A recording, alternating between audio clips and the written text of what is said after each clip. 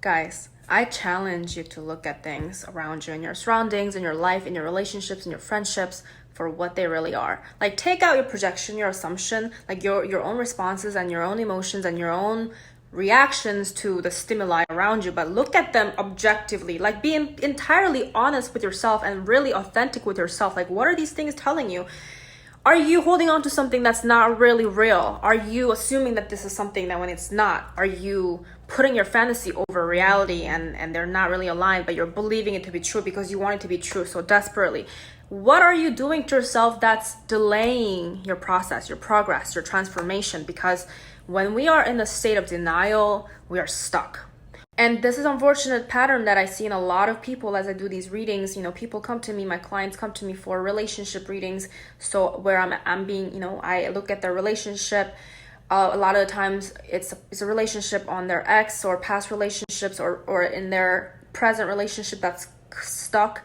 And obviously every situation is different, but in the cases where the relationship is not going to move forward or it's going to transpire in the way that the client wants it to, the truth is that it's not going to work out. And then that what's in your best interest is that you have to move on from this. You have to find your own power. So if I tell them this story, since they're not ready to receive that truth, they will reject that information and they will keep seeking readers that feed them the false hope, which then keeps them in this continuous loop of like denial and just false hope and regression. They're not transforming. And most importantly, they're not healing. They're not healing from this heartbreak. They're not healing from this pain. So they're choosing to feel pain because they're unable to see, or they refuse to see the reality for what it is. They would rather keep feeding themselves a story of what suits their ego, what they want to hear.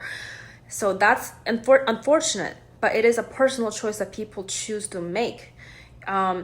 It is why as a shaman, as a healer, I refuse to partake in this repeating cycle of enabling people or keep doing readings on the people where they're not ready. I'm very particular with what kind of clients I take because I'm really about transformation. I'm really about healing. I'm here to help you heal. So if you're not ready to move on, if you're not ready to find that power within, but if you are just about wanting to get this person back, and if you're about manipulation and staying where you are, I'm not the right person for you.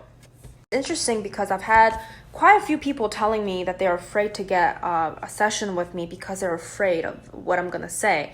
And what does that tell you? Is that people really aren't ready to hear the truth. It's that they want to talk to somebody, they want a coach, they want to work with an advisor that's going to help them be better, but at the same time, they're not ready. So I find that really interesting that people seem to have this simultaneously dualistic desire for wanting for involvement, for transformation, but you cannot keep believing lies and evolve at the same time. It just does not work that way.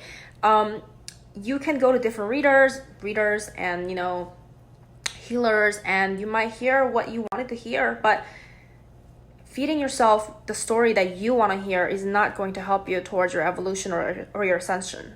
So just know that the truth sometimes, or oftentimes, not even sometimes, that oftentimes, the truth hurts. But the truth is what sets you free.